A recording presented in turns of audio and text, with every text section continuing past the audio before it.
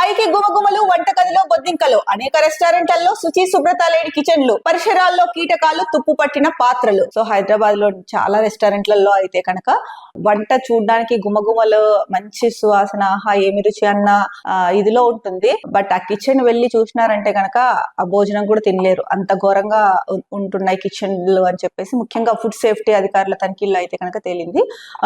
ఏదైతే కిచెన్ లో బొద్దింకలు తిరగడము, లేకపోతే కీటకాలు అంటే చిన్న చిన్న పురుగులు తిరగడము, ఇట్లాంటివి, ఇంకా తుప్పు పట్టిన పాత్రలు కూడా చాలా ఉండిపోయాయంట.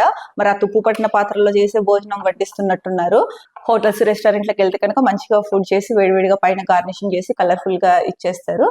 లోపల కిచెన్ ఆ ఫుడ్ తీసుకున్న తర్వాత ఒకసారి కిచెన్ లోకి వెళ్ళి చూస్తే కనుక ఆ ఫుడ్ కూడా తినలేరు, అంత ఘోరంగా ఉన్నాయి అని చెప్పేసి చెప్తున్నారు.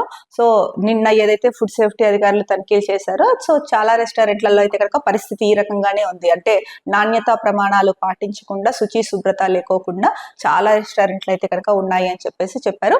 ఇంకొక వైపు చూసుకుంటే కనుక ఈ ఆహార తనిఖీ ఎవరైతే చేస్తారో అధికారులు, ఆ సిబ్బంది కొరత కూడా ఉంది. అంటే ఫుడ్ సేఫ్టీ ఇన్స్పెక్టర్లు అవ్వచ్చు, అలాగే గెస్టెడ్ ఫుడ్ ఇన్స్పెక్టర్లు కావచ్చు, వీళ్ళంతా కూడా తక్కువ సంఖ్యలోనే ఉన్నారు అని చెప్పేసి, అది కూడా అంటే తరచూ తనిఖీలు చేయలేకపోవడానికి ఇది కూడా ఒక కారణము అన్నట్టు తెలుస్తుంది వార్తను చూస్తుంటే.